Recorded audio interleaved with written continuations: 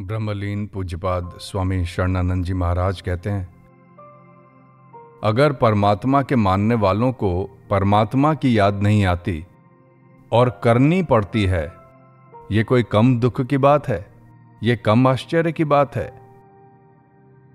अरे, मरे हुए बुजुर्गों की याद आती है आपको, गए हुए धन की याद आती है आपको, तो परमात्मा इतना घटिया हो गया कि उसकी याद आपको करनी पड़े?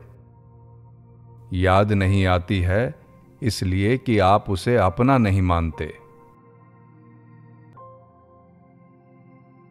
जिस समय अपने दोष का दर्शन हो जाए, समझ लो कि तुम जैसा विचारशील कोई नहीं, और जिस समय परदोष दर्शन हो जाए, उस समय समझ लो कि हमारे जैसा कोई बेसमझ नहीं। अपने दोष का दर्शन अपने को निर्दोष बनाने में समर्थ है, और परदोष दर्शन अपने को दोषी बनाने में हेतु है। भगवान के खिलाफ जो आवाज उठती है ना, वह तर्क से नहीं उठती। वह आवाज उठती है भगवान को मानने वालों के दुष्चरित्र से, और कोई बात नहीं है। भगवान को मानने वाले अगर ठीक आदमी हो तो भगवान के खिलाफ कोई बोल नहीं सकता। ध्यान किसी का नहीं करना है। किसी का ध्यान नहीं करोगे तो परमात्मा का ध्यान हो जाएगा, और किसी का ध्यान करोगे तो वह फिर किसी और का ही ध्यान मात्र रह जाएगा। परमात्मा को अभी न मानना बड़ी भारी भूल होगी। अपना ना मानना उससे बड़ी भूल होगी, और अपने में ना मानना सबसे बड़ी भूल होगी। प्रभु अपने में हैं, अभी हैं और अपने हैं, इससे परमात्मा मिल जाएगा। याद रहे, और कुछ भी अपना है और परमात्मा भी अपना है, ये दोनों बातें एक साथ नहीं होती। जब तक हम और कुछ भी अपना मानते हैं, तब तक तो मुख से कहते हुए भी हमने सच्चे हृदय से भगवान को अपना नहीं माना। यही इसकी पहचान है। सर्वसमर्थ साधक का भूतकाल नहीं देखते, उसकी वर्तमान वेदना से ही करुणित हो अपना लेते हैं। वे अपनी वस्तु को सदैव देखते रहते हैं। उन्होंने कभी भी तुम्हें अपनी आंख से ओझल नहीं किया। साधक भले ही उन्हें भूल जाए, पर वे नहीं भूलते। जिसकी जो वस्तुएं हैं उसे वह देखता ही है, संभालता ही है। अपनी रचना से क्या रचयिता अपरिचित होता है? कदापि नहीं। भगवान का कोई एक ठिकाना नहीं है। ऐसा नहीं है कि संसार अलग हो, तत्वज्ञान अलग हो, भक्ति अलग हो और भगवान अलग हो। सब मिलकर जो चीज है उसी का नाम भगवान है। जो किसी का नहीं तथा जिसका कोई नहीं, उसके भगवान अपने आप हो जाते हैं, क्योंकि वे अनाथ के नाथ हैं। भगवान के होकर भगवान का स्वरूप क्या है, यह प्रश्न क्या अर्थ रखता है? गहराई से देखिए। प्यास ने कभी नहीं पूछा पानी क्या है। भूख ने किसी से नहीं पूछा भोजन क्या है। पानी पाकर प्यास तृप्त हो गई, भोजन पाकर भूख तृप्त हो गई। तृप्ति होने पर पानी और प्यास की भिन्नता तथा भूख और भोजन की भिन्नता शेष नहीं रहती। जब हम अपने में शरीर भाव का अभिनय स्वीकार करते हैं, तब हमारे प्यारे विश्वरूप होकर लीला करते हैं। शरीर होकर किसी भी खिलाड़ी यानी प्राणी ने विश्व से भिन्न कुछ नहीं जाना। हम शरीर बनकर तो केवल उनको विश्व रूप में ही देख सकते हैं। ईश्वर मानव की स्वाधीनता छीनना नहीं चाहता।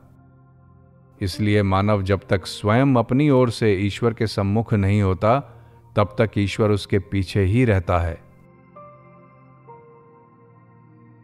हमें उसको प्राप्त करना है कि जिसका हम त्याग कर ही नहीं सकते। संसार परमात्मा की प्राप्ति में बाधक नहीं है, बल्कि सहायक है। उसका जो हम संबंध स्वीकार करते हैं वही बाधक है। जगत की सत्ता स्वीकार करके भगवान को प्राप्त करना चाहते हैं? नहीं कर सकते। होगा क्या? भगवान आएंगे, लेकिन आप कहेंगे कि मेरी स्त्री बीमार है, अच्छी हो जाए। भगवान को प्राप्त करना चाहते थे कि स्वस्थ स्त्री को देखना चाहते थे? जरा सोचिए। अगर आप कभी भी ये अनुभव करें, कभी भी माने कि शरीर अलग हो जाएगा, तो अभी मान लीजिए कि अभी अलग है, और इस बात में विश्वास करें कि कभी भी परमात्मा मिल जाएगा, तो अभी मान लीजिए कि अभी पास है, अभी भी मिला है। परमात्मा से तो आप मिल सकते हैं, लेकिन शरीर द्वारा नहीं मिल सकते। आप अपने द्वारा मिल सकते हैं। हां, शरीर द्वारा परमात्मा की सृष्टि का कार्य कर सकते हैं। भगवान क्या कोई खेती है कि आज बोएंगे तो कल उपजेगा और परसों मिलेगा? क्या भगवान कोई वृक्ष है जिसे आज लगाएंगे तो 12 वर्ष में फल लगेगा? भगवान ऐसी चीज नहीं है। भगवान तो वर्तमान में भी ज्यों का त्यों मौजूद है। सत्य का मार्ग इतना तंग है कि उस पर आप अकेले ही जा सकते हैं। इसलिए इंद्रिय, मन, बुद्धि आदि के साथ रहने का मोह छोड़ दें। इनके साथ रहकर आप उस तंग रास्ते पर नहीं चल सकते। अकेले होने पर मार्ग अपने आप दिखाई देगा। जब आप अकेले हो जाएंगे, तब भगवान की कृपा से ही भगवान को जान लेंगे। प्यारे, कोई भी प्रेमी अपने प्रेम पात्र से किसी के सामने नहीं मिलता। तो फिर जब तक आप शरीर आदि अनेक संबंधियों को साथ लिए हुए हैं, आपका प्रेम पात्र आपसे कैसे मिल सकता है?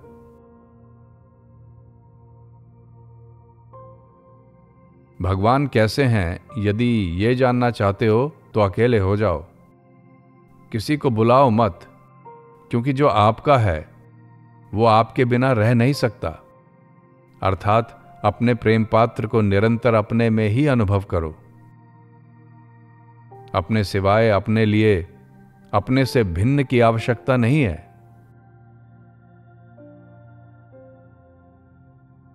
ईश्वर प्राप्ति के लिए वन में जाने की जरूरत नहीं है। जो घर में आराम से रहकर भजन नहीं कर सकता, वो वन में कष्ट सहकर कैसे कर सकता है? वन में रहना तो तप के लिए आवश्यक होता है। जिसके मन में शरीर को बनाए रखने की रुचि है, जो शरीर को ही अपना स्वरूप मानता है, वह ईश्वर को प्राप्त नहीं कर सकता। परमात्मा है तो, पर न जाने कब मिलेगा। अरे भले आदमी, जब तुम कहते हो कि वह सदैव है, सर्वत्र है, सभी का है, तो कब मिलेगा कि अब मिला है? कितने आश्चर्य की बात है। इससे बड़ा और कोई पागलपन हो सकता है क्या? यह सोचना कि न जाने परमात्मा कब मिलेगा, जबकि परमात्मा से आप कभी अलग हो सकते नहीं हैं। नहीं, जिसको तुम प्राप्त करना चाहते हो उसकी आवश्यकता अनुभव करो। उसको बलपूर्वक पकड़ने की कोशिश मत करो, केवल आवश्यकता अनुभव करो। आप सच मानिए, सिद्धि वर्तमान में ही होती है, भविष्य में कभी सिद्धि नहीं होती।